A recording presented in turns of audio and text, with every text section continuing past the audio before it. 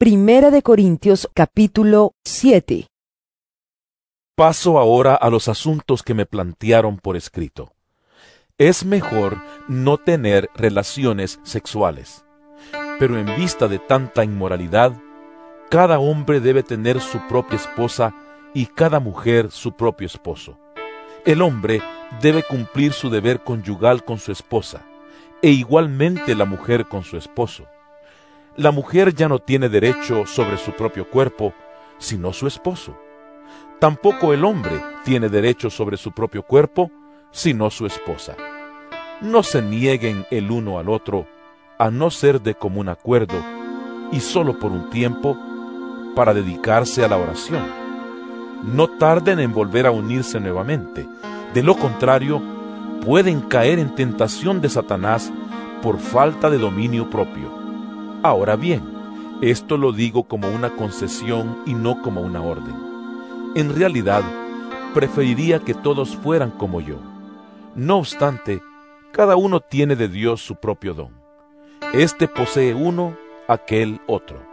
A los solteros y a las viudas les digo que sería mejor que se quedaran como yo. Pero si no pueden dominarse, que se casen, porque es preferible casarse que quemarse de pasión. A los casados les doy la siguiente orden: no yo, sino el Señor, que la mujer no se separe de su esposo. Sin embargo, si se separa, que no se vuelva a casar, de lo contrario, que se reconcilie con su esposo. Asimismo, que el hombre no se divorcie de su esposa.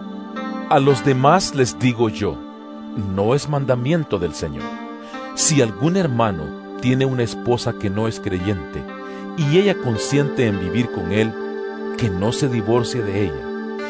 Y si una mujer tiene un esposo que no es creyente, y él consiente en vivir con ella, que no se divorcie de él.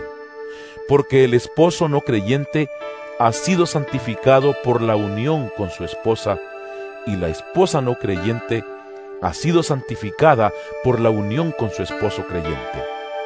Si así no fuera, sus hijos serían impuros, mientras que de hecho son santos. Sin embargo, si el cónyuge no creyente decide separarse, no se lo impidan. En tales circunstancias, el cónyuge creyente queda sin obligación.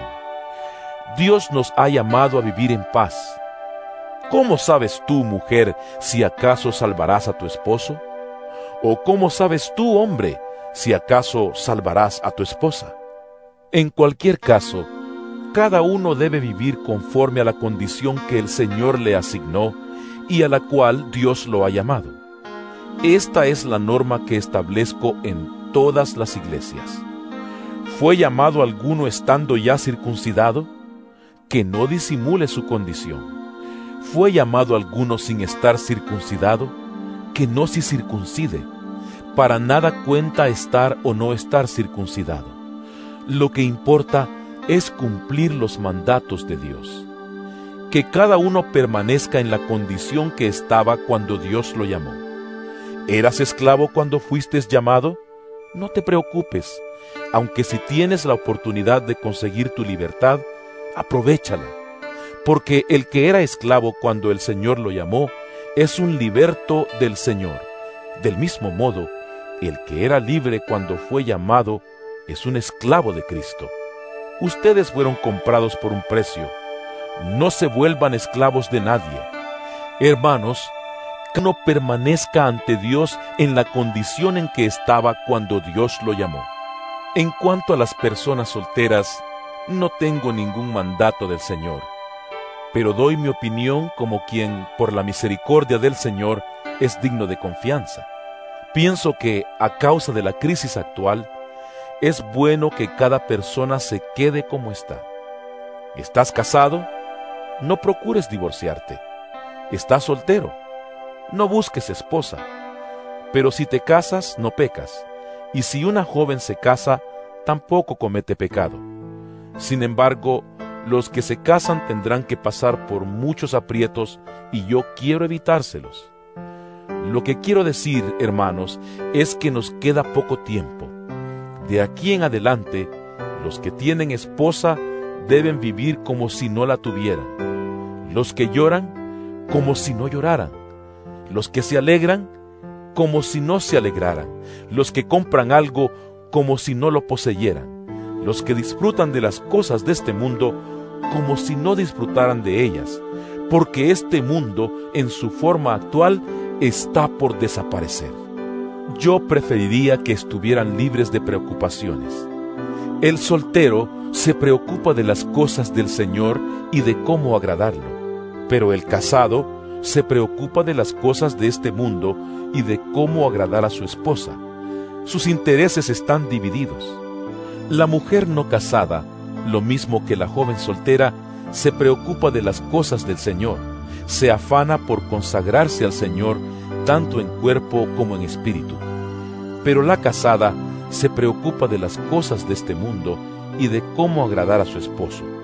Les digo esto por su propio bien, no para ponerles restricciones, sino para que vivan con decoro y plenamente dedicados al Señor.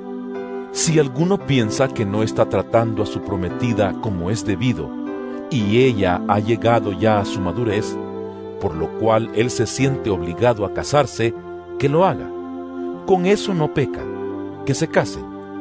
Pero el que se mantiene firme en su propósito y no está dominado por sus impulsos, sino que domina su propia voluntad y ha resuelto no casarse con su prometida, también hace bien. De modo que el que se casa con su prometida hace bien, pero el que no se casa hace mejor. La mujer está ligada a su esposo mientras él vive, pero si el esposo muere, ella queda libre para casarse con quien quiera, con tal de que sea en el Señor. En mi opinión, ella será más feliz si no se casa, y creo que yo también tengo el Espíritu de Dios.